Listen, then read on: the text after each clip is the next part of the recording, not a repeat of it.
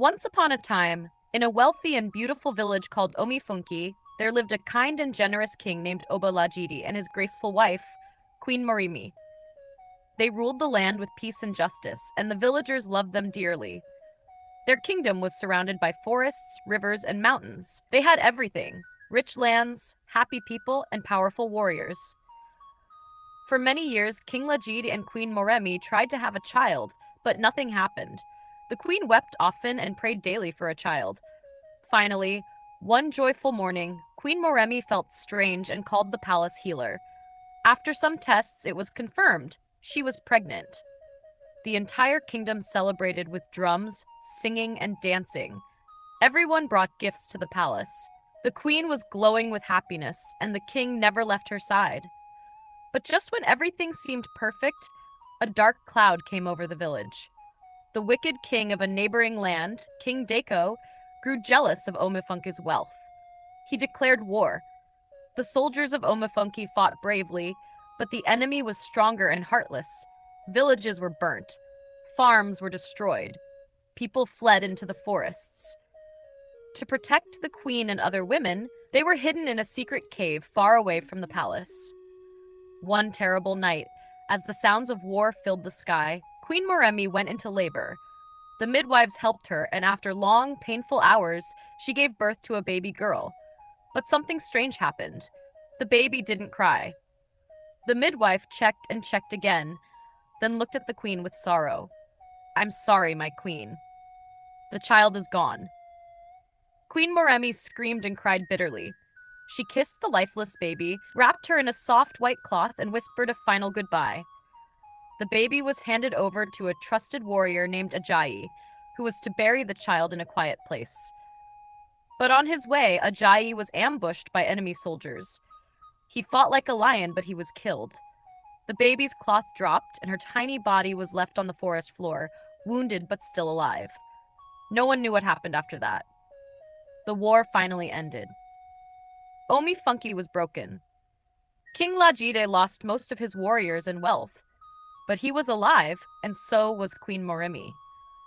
Months passed, and slowly the village began to heal. Then one bright morning, the queen discovered she was pregnant again. This time, she gave birth to a healthy baby boy. They named him Tade, and he became the light in their darkness. Tade grew strong and smart. He loved helping the villagers and was never proud. He treated everyone with kindness, even the poorest children. The people loved him as their future king. He was trained in the ways of war and wisdom. He learned to speak the languages of nearby villages and loved to travel. Meanwhile, far away in a quiet part of another village called Ijura, lived a strange girl named Basola. No one knew where she came from. She lived with an old woman who was known for being harsh and bitter. Basola never spoke much and always covered her face with a scarf. People whispered that she had a scar that made her look like a monster. Children ran when they saw her. Adults told their children not to play with her. She was known as the ugly girl of Ijura. Basola lived a quiet life. She fetched water, swept the compound, and stayed far away from the market. But what no one knew was that Basola had a voice like an angel. Whenever she was alone by the riverside, she would sing. Her voice could make a crying baby smile or a sad man laugh. But no one ever heard it, until one special day. Prince Tade, now a grown man, was on one of his visits to trade with Ajura. After a long ride, he stopped by the river to rest.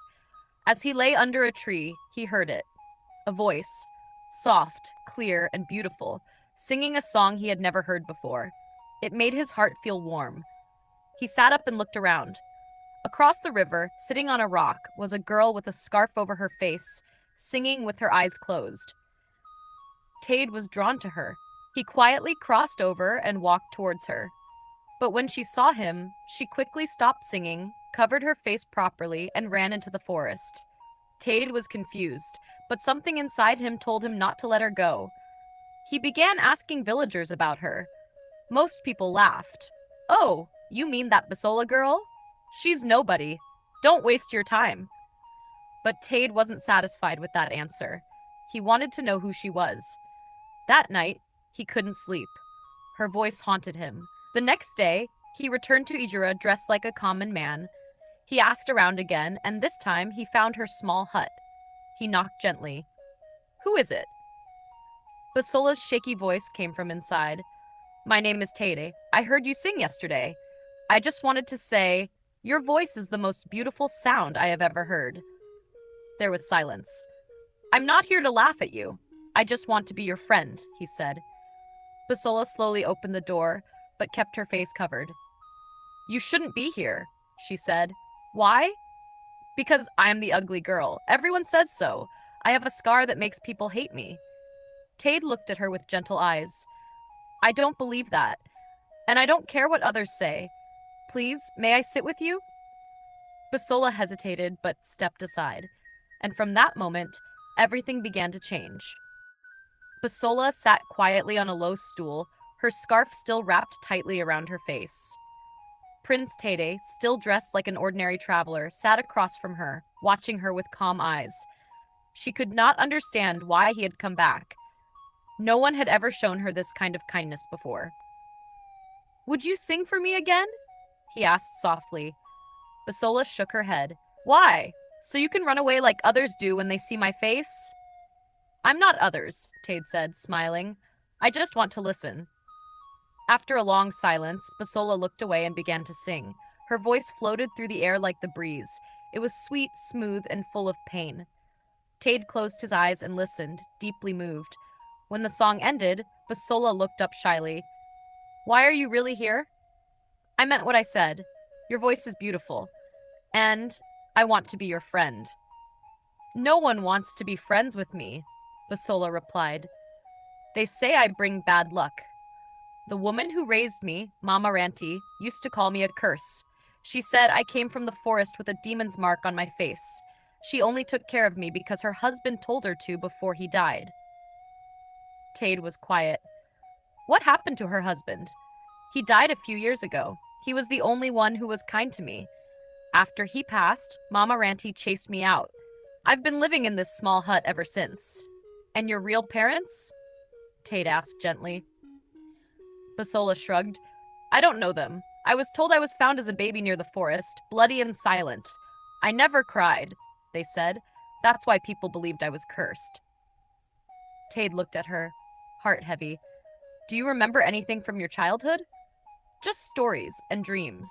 Sometimes I see a woman in my sleep holding me and crying. She wears fine clothes, and there's always a fire around us." There was a long silence. Then Tade stood up. "I want to see your face, Basola. Please." Basola turned away, scared. "No," she whispered. "Everyone runs when they see it. Some scream. I've learned to hide it." "I won't run. I promise." Basola's hands trembled as she slowly untied the scarf. She closed her eyes, afraid of what would happen next. The scarf fell to the ground. Tade looked at her scar. It ran gently across the left side of her cheek, faint, faded, and not as terrible as she believed. But that wasn't all he saw. Her skin glowed in the soft sunlight. Her eyes were warm and full of strength. Her nose was straight and perfect, and her lips curved into the softest smile. "You're beautiful," Tade said. Basola opened her eyes in shock. "You're lying." "I'm not. You're the most beautiful girl I've ever seen." Tears filled her eyes. "No one has ever said that to me." Tade stepped closer. "Well, I'm not like everyone else. And I see you, Basola. I see the real you." From that day on, everything changed. Tade visited her every day. He helped her fetch water, fix her broken door, and even cleaned around the hut. They laughed, shared stories, and sang together. Basola began to smile more. Slowly, she started walking around the village without her scarf. Some people still whispered and pointed, but she didn't care anymore. She held her head high. One day, a market girl named Folasade, who had always mocked her, shouted across the street, "Look, the beast has come out again! Are you not ashamed of that face?" Basola turned to her calmly and said, "I used to be, but now I know I'm beautiful, and your words cannot change that." The whole market went silent. Folasade didn't know what to say. She turned away in shame. From then on, people slowly started respecting Basola. They didn't fully understand her, but they could see her confidence, and confidence was powerful. Later that evening, Tade sat with Basola by the river. "There's something I must tell you," he said. "I'm not just a traveler. I'm Prince Tade, the son of King Legit of Omafunki." Basola's mouth dropped open. "You're a prince?" Tade chuckled. "Yes, but I didn't want you to like me because of that. I wanted you to know me as I am." Basola was speechless. "I want you to meet my parents," he added. "Why? I'm not like you. I have nothing. I'm not from any royal family." "You are more than what people see, Basola, and I believe there is more to your story than you know." Basola agreed to go with him. When they arrived at the palace of Omafunke, the guards bowed to Ted. Basola held onto his arm nervously. Everything looked so grand: golden walls, dancing fountains, and soldiers in shining armor. Inside, King Lajidi and Queen Moremi waited. They welcomed Basola with warm smiles, but the moment Queen Moremi looked at Basola, her face changed. She stared at her for a long time without blinking. Basola shifted uncomfortably. "Have we met before?" the queen asked suddenly. Basola shook her head. "No, my queen." Queen Moremi touched her own heart and whispered, "But you look so familiar, so very familiar." That night, the queen could not sleep. Something about Basola troubled her deeply. She told the king, "I feel it in my bones, that girl. She is connected to us somehow." The next morning, she ordered her trusted guards to investigate Basola's past. What they found would shake the palace. "She was found as a baby near the forest," one guard reported, "carried by a wounded soldier who died in battle. She had a deep wound on her face and never cried. She was raised by one of our former warriors, Ogundele, who died some years back." Queen Moremi stood up in shock. She whispered, "It can't be." The next day, Prince Tere invited Basola back to the palace. The queen had requested to see her again. Basola was nervous, her hands cold and shaking as they rode through the grand gates.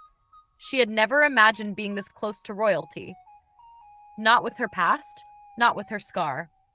This time, the queen didn't smile. She looked at Basola carefully, her eyes filled with something strange: hope, sadness, and fear all mixed together. "Basola," she said gently, "please sit. I have some questions for you." Basola nodded and sat down quietly, stealing nervous glances at Tade, who gave her an encouraging smile. "Tell me," the queen continued, "what do you know about your childhood? Where did you grow up?" Basola sighed. "I was raised in Ijura village by a woman named Mama Ranti. Her husband, Ogundele, took me in when I was a baby. They said I was found in the forest after the war years ago, silent and bleeding with a scar on my face. They said I never cried, not even once. That's why people believed I was cursed." The queen's eyes widened, her heart pounding. She stood up slowly, trembling. Do you have any mark? Any birthmark?" Basola nodded slowly. "Yes, on my left thigh. A strange-shaped one." Queen Moremi rushed forward and fell to her knees. "My daughter! My daughter! Oh, my baby, you're alive!" Everyone in the room froze. Tade's mouth dropped open. Basola looked around in confusion. "What? What are you saying, my queen?" The queen was crying uncontrollably now, holding Basola's hands tightly. "You are my daughter. You were never dead. That soldier who carried you out of the palace, he must have died before he could bury you. Someone else found you and raised you. The scar, the story, the mark, they all match. I knew you looked familiar."